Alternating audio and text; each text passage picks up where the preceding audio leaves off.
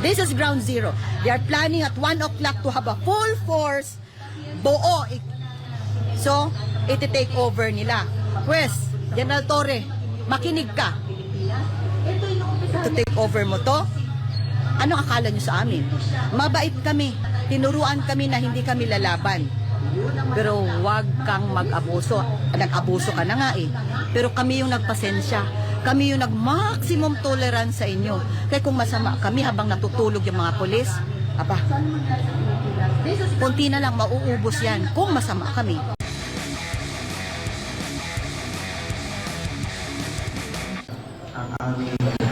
Magandang araw. Happy Sunday to everyone. Nagpapasalamat tayo sa ating dakilang Ama sa pamamagitan nating pinakamamahal na pastor, Pastor Apollo C. Kibuloy. Isa na pong napakagandang araw ang binigay niya sa bawat isa sa amin. Nagpapasalamat kami sa bagong araw, extension ng buhay namin. We are so thankful to the Father. Pero marami pong mga pulis eh. Parang tapos Sunday, hindi pa natin magamit yung ating cathedral. Yes, this is our how many days na? 16th day. This is our 16th day. So, salamat din no sa dakilang Ama na siyang nagbigay sa atin ng kalakasan. Alam nyo naman, anniversary month, anniversary week natin, lahat ng, hindi naman lahat, pero most of the leaders from the different Kingdom Light congregations here in the Philippines, as well as from the different parts of the world, have flown here to celebrate. Pero ito nga ang nadatnan nila, itong invasion, itong illegal na gawain ng mga kapulisan na ito, pinangungunahan ni General Torre. At sabi niya, this is beyond him. So meaning to say, ganun kalakas ang loob niya. Biro mo, parang galing na rin yata sa Luzon. Kung saan galing ng area ng Pilipinas, nandito na sa Davao. Meaning to say, kung regional director lang siya, hindi niya magagawa to, di ba?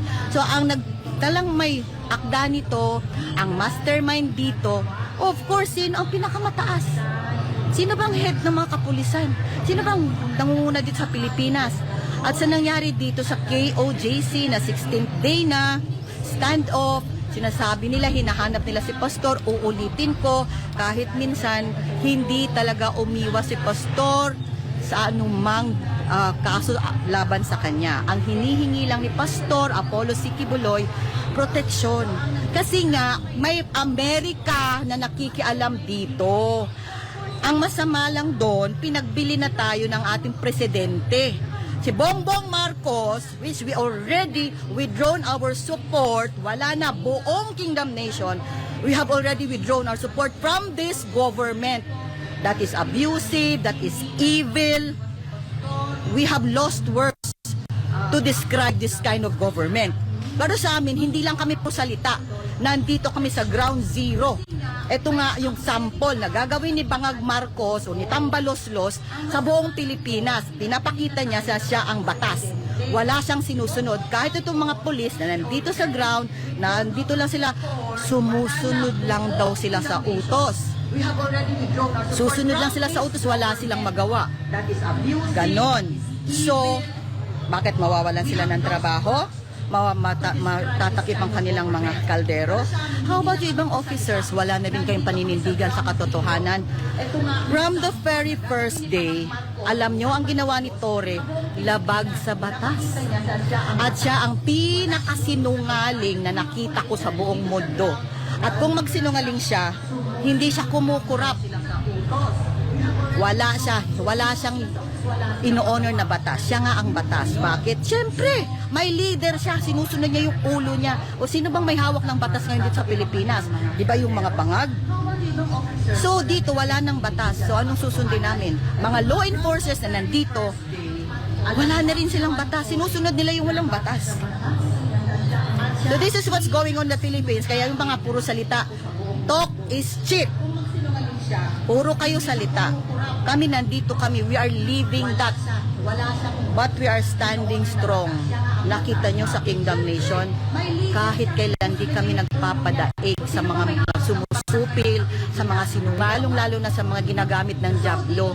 Never kami mag-bow down to injustice, never kami mag-bow down sa lahat ng kasamaan. So dito, so today, kahapon pa, talk is cheap. Kahit sa Senado, sinabi na ng Tore na yan, na sinungaling, malicious, bastos, gusto niyang siraan si Pastor, hindi yan tatayo. Lahat ng kasinungalingan mo, lahat ng kabastusan mo, lahat ng tinitira niyo sa aming mahal na Pastor, babalik yan sa'yo. Babalik yan lahat. Kung ano ang sinabi niyo kay Pastor, lahat ng accusations niyo laban kay Pastor Apollo C. Kibuloy, kayo yan. Kasi ganun ang ministry ng aming mahal na Pastor. Kaya tinapon nyo lahat ang karumihan kay Pastor dahil marumi kayo.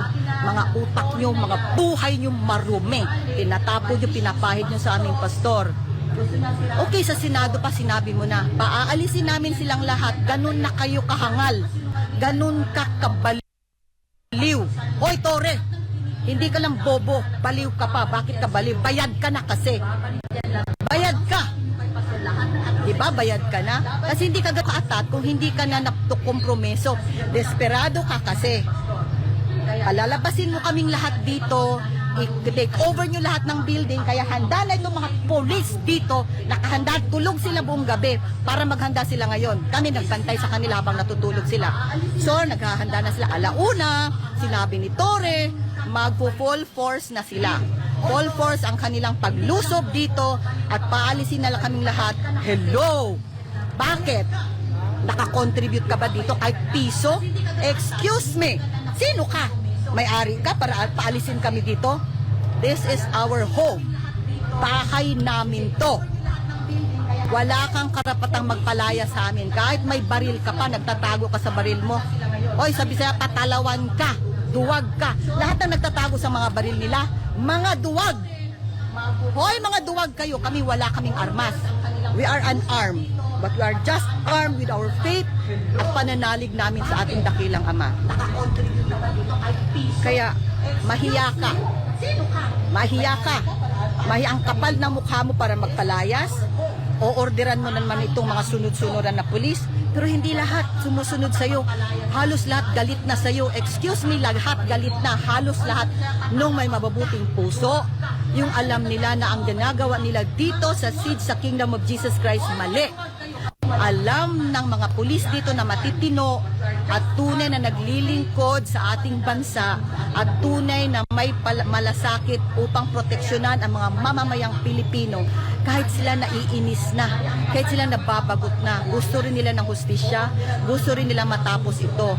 So nandito yung mga inuutusan, kinakawawa nyo sila masyado. Naawa kami.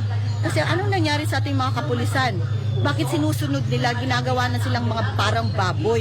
Wala na, hindi na matino ang buhay nila. For 16 days, bakit may narinig ba tayo sa presidente? Aba, kinukondon niya lang ito or siya rin approve din sa kanya itong ginagawa. So mga Pilipino, may presidente pa ba tayo?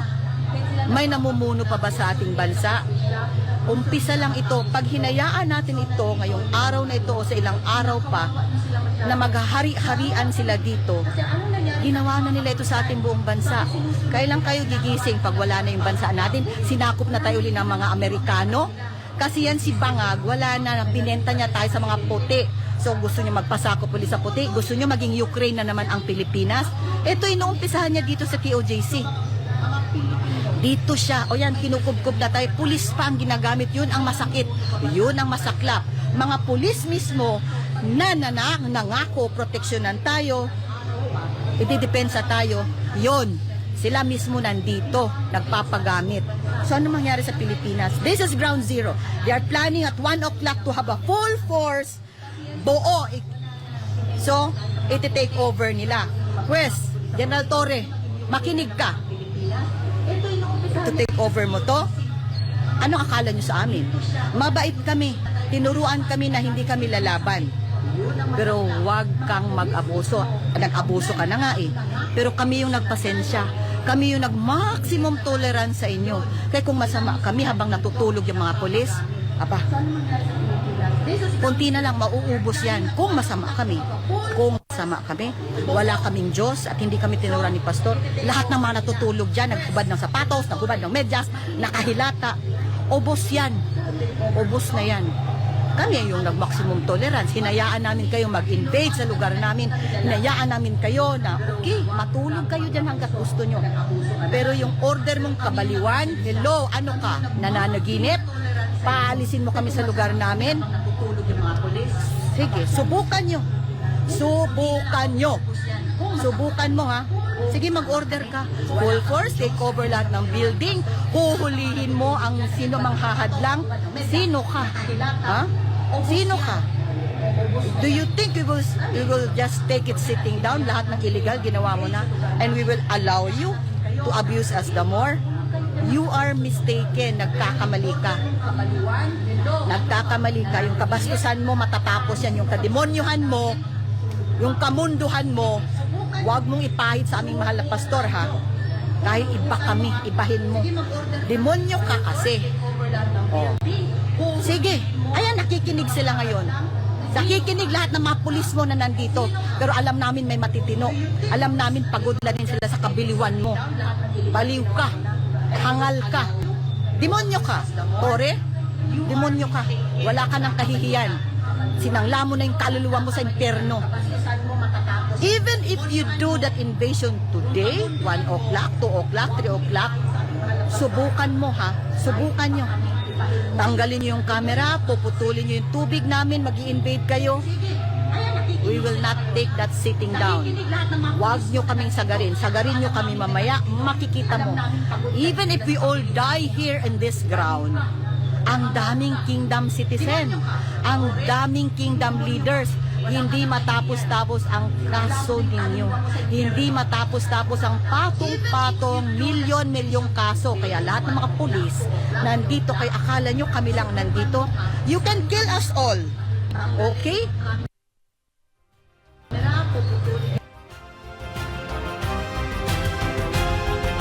Gusto mo, paalisin kami, not while we are standing here. You can never do that. Hindi mo magagawa yung panaginip mo. Mananatili ang panaginip. Anyang panaginip mo yan, magiging pangungut yan para sa'yo. Okay, ipitin nyo ako. Mga kababayan, iipitin ako ni Tore. Andito habang buhay pa ako, ha? Ito, maiiwan tong sasalita ako ngayon. We will not take that sitting down. Akala mo lang, you can kill us all. We will not leave this compound. This is our home. This is our birthright.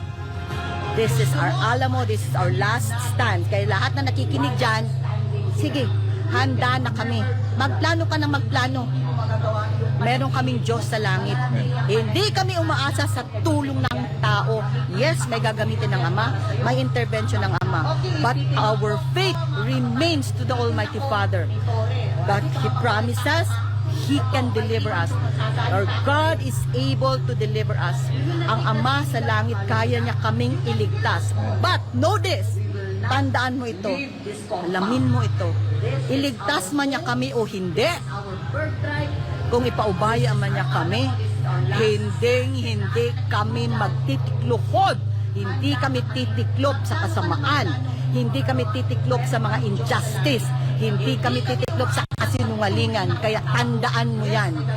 So mga bayan, lahat ng kingdom citizens, linggo ito.